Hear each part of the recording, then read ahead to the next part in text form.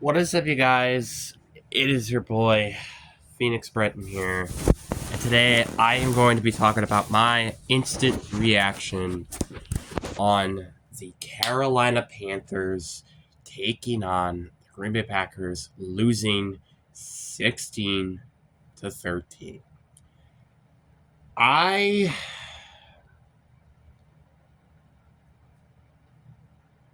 this felt like I'm watching the first half of the 2023 Green Bay Packers.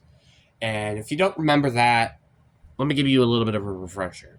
But before we get into today's video, like and subscribe. We're on the road to getting to 700 subscribers. But anyways, enough said with that. Let's get into the video. It's starting off this video. Let's just talk about what was the Packers back in 2023 of the first half of the season. Their defense was very well. It was a really great unit. And their offense just could not do anything in making countless turnovers and costing us the game.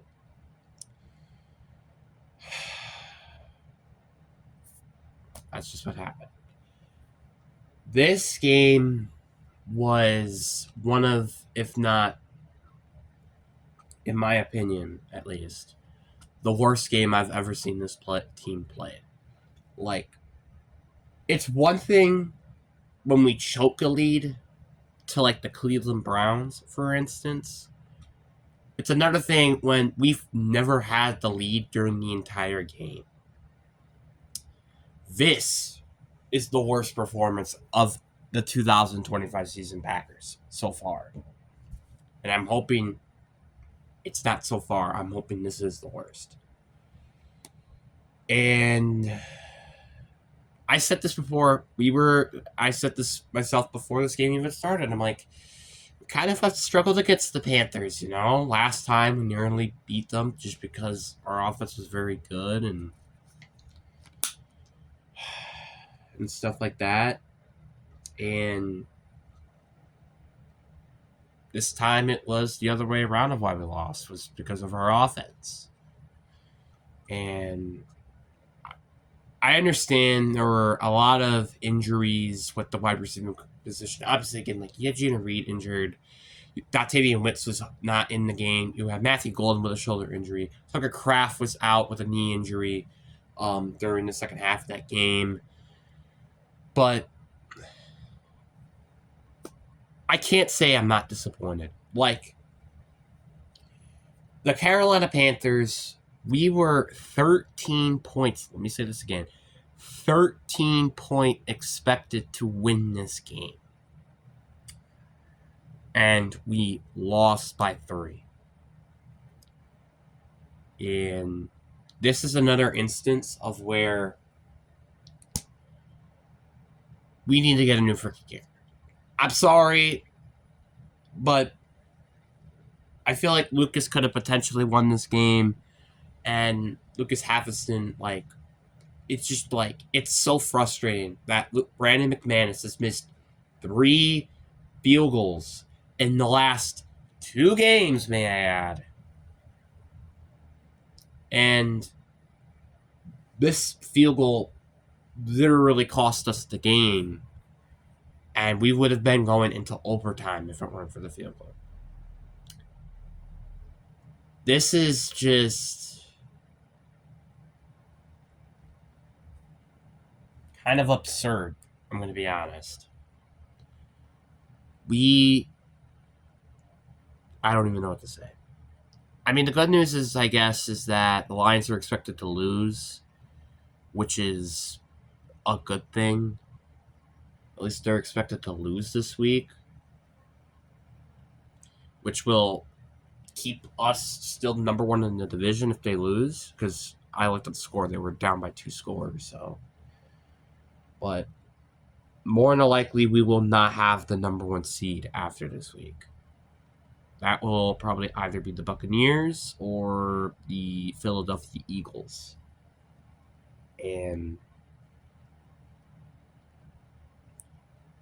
all I have to say is this was a pain of a game to watch. I'm going to be honest. This was just such an atrocious game. And that's to start up the offense. Like,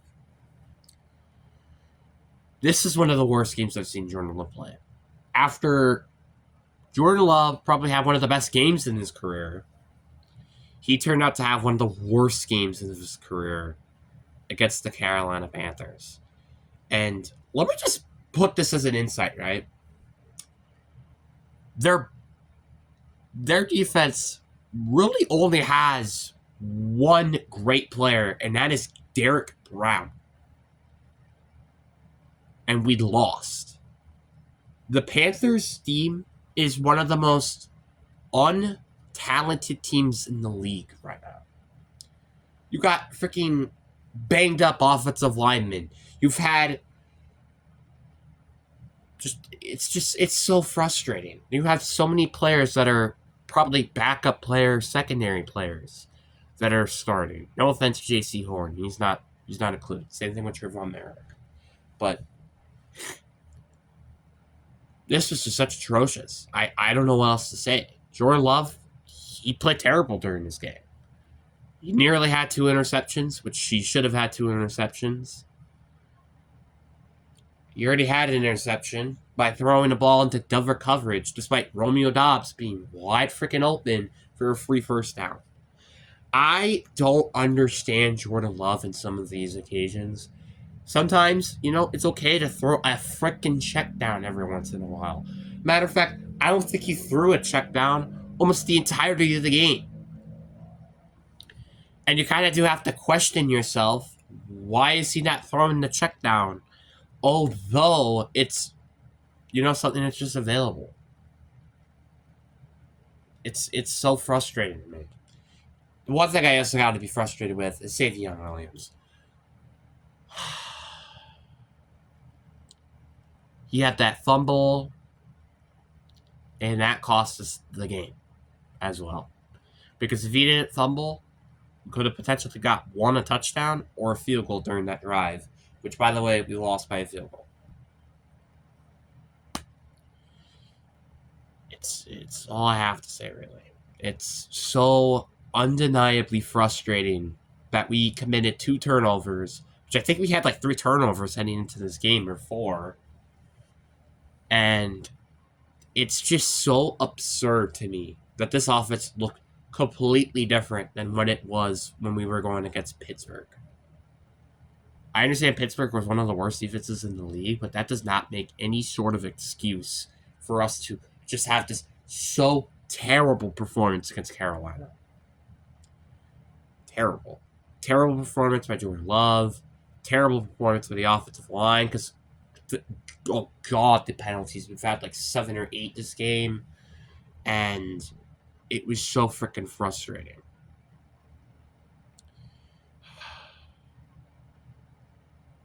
It's frustrating. Seeing players not being lined up correctly, and the play calls are freaking getting ridiculous. Why are we running a screenplay on 3rd and 24? What are we freaking doing? Matt LaFleur, I have had his head for quite a while now about all these excruciating play calls. And now that's just what's happening. I still don't think Jordan Love is a good quarterback, and I think that's my personal opinion. This game clearly proves it. But I know he can play better than this. The reason why I have still yet to name him a true top 10 or top 5 quarterback yet is because of games like this. Yeah, games like last week. If we continue to have games like that every single game, yeah, I would consider him a top 10, top 5 quarterback. But the problem is games like this that constantly push him backwards for me to not having him as a MVP conversation. And let's talk about the defense, which the defense, to be fair, did a very good job, but the pass rush was non-existent. Micah Parsons, this was the first game he had 0 pressures throughout the entire game. I don't even think we were pressuring Bryce Young at all almost this entire game. We didn't sack Bryce Young once this entire game. It's just so freaking terrible. Like, what was I watching when I was playing this game or watching this game? This game was just not great pass rush wise. We did a good job defensively, only allowing 16 points. We did good enough to win the game. The problem was our offense, which has been so inconsistent, once again, did not do good. This game gave me flashbacks of the Cleveland Browns game, because it was almost the exact same game where we were committing turnovers, we were missing field goals, our defense was doing well. What do I have to say anymore? Like,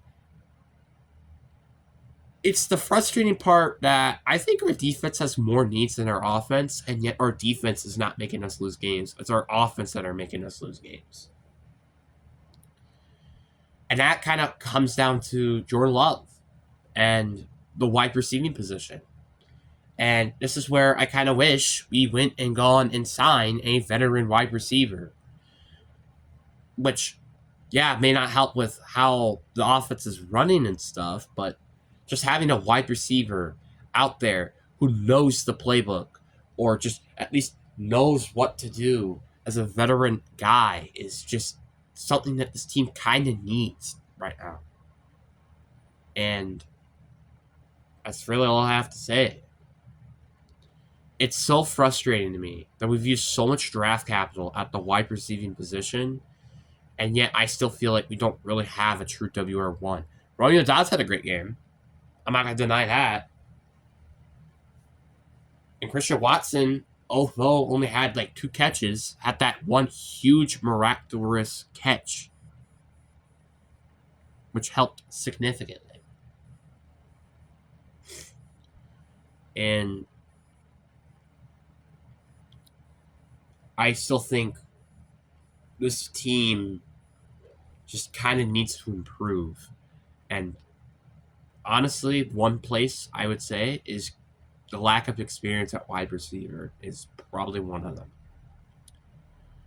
I just wish for Matt LaFleur to like do something with this receiving core, or Brian Gutekunst or something. The problem has always been with this receiving core is that it's never, I feel like, the talent, it's the veteran experience has been always the biggest issue with this team. And I think this is a good example of this. And I'll just say it flat out honesty. Like, if Alan Lazard is available, or I don't know, like, just getting a veteran guy in there would be pretty huge. Like, maybe try to get, like, DeAndre Hopkins from Baltimore, or try to, I don't know, do something. Try to get a veteran receiver, or just, I don't know, do something. The trade deadline is coming up soon, and I really do hope that this team does something with the trade deadline. Because, spoiler alert, I don't think this team, if especially they continue playing like this, are going to win a Super Bowl, which has been kind of everybody's expectations this year. We have to go make a trade. You went all in when we got Micah Parsons. That doesn't mean that we should stop there and hope for something else to happen.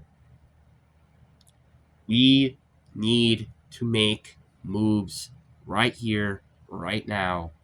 And one of them is by getting a corner, maybe a defensive tackle potentially, or a veteran wide receiver. Anyways, I do really hope you guys enjoyed this video. Peace.